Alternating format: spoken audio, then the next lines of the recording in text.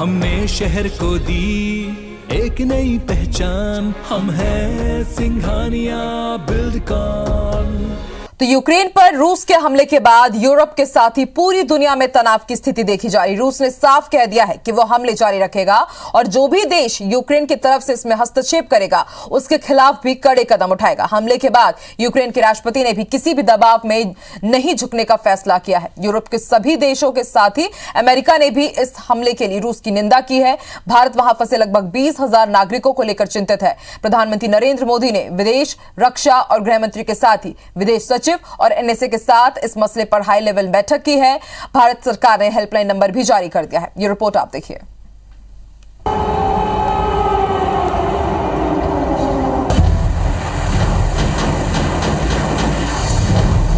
Ukraine के आसमान पर उड़ रहे रूस के हेलीकॉप्टर और लड़ाकू विमान लगातार मिसाइल और बम बरसा रहे हैं।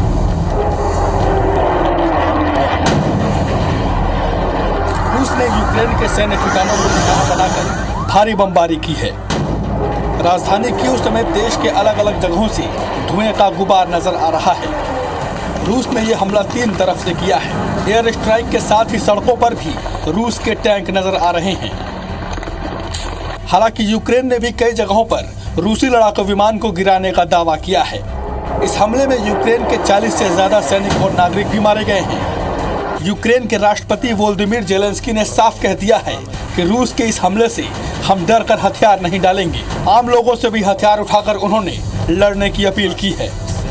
इस हमले के बीच यूक्रेन में मौजूद भारतीय नागरिकों और राजनयिकों की वापसी की चिंताएं बढ़ गई हैं। वहां नागरिक विमानों की आवाजाही पूरी तरह से प्रतिबंधित है। सरकार लगातार स्थिति पर नजर बनाए हुए है। यूक्रेन में भारतीय राजदूत पार्थ सतपथी ने कहा कि हम स्थिति पर नजर रखे हुए हैं।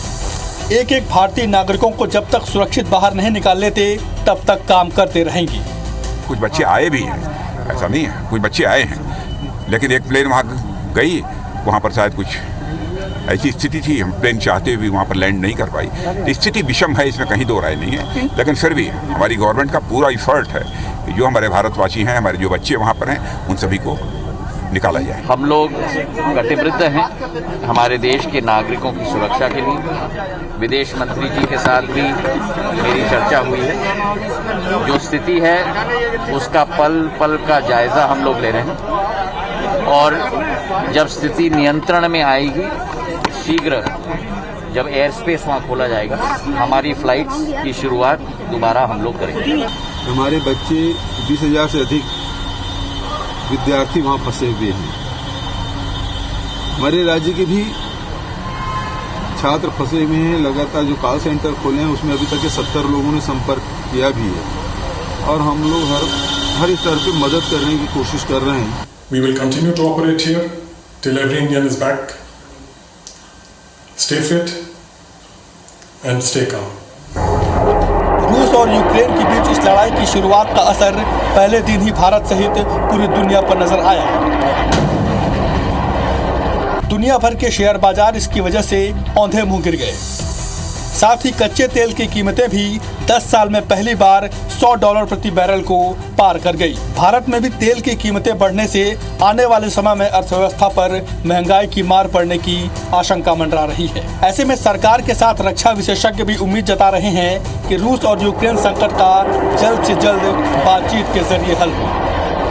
इंडिया का क्या स्टैंड है, इस पर कुछ बोल दीजिए। भारत चाहता है कि शांति कायम होनी चाहिए, बातचीत के द्वारा इसका हल निकाला जाना चाहिए, युद्ध की स्थिति पैदा नहीं होनी चाहिए। कि रशियन तेल जो है तकरीबन 50% का तेल तो यूरोपियन यूनियन कंज्यूम करता है और 20% के करीब उसमें साउथ एशियन कंट्रीज करती हैं। और इसकी तेल की कीमत इतनी बढ़ने से जो खाड़ी का तेल है उसकी भी कीमत बढ़ जाएगी, तो इकोनॉमी जो है इन सारे मुल्कों की उसके अंदर असर पड़ेगा और एशियन कंट्रीज के ऊपर भी असर पड़ेगा और यूरोपियन के ऊपर भी।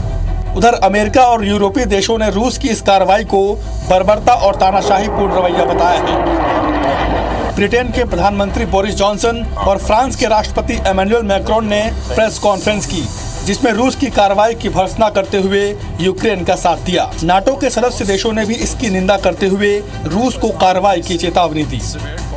This act of wanton and reckless aggression is an attack not just on Ukraine. It's an attack on democracy and freedom in Eastern Europe and around the world. PM Modi ने गृह मंत्री, रक्षा मंत्री, वित्त मंत्री, विदेश मंत्री और एनएसए डोभाल समेत वरिष्ठ अधिकारियों के साथ हाई लेवल बैठक कर स्थिति की समीक्षा की। यूरोपियन यूनियन में रक्षा मामलों के प्रमुख ने भारतीय विदेश मंत्री एस जयशंकर से बात की, जिसमें स्थिति को नियंत्रित करने के उपायों पर चर्चा की गई। यूक्रेन में फंसे भारतीय नागरिकों के बारे में जानकारी के लिए हेल्पलाइन नंबर भी जारी किए गए हैं। Bureau report, IBC 24।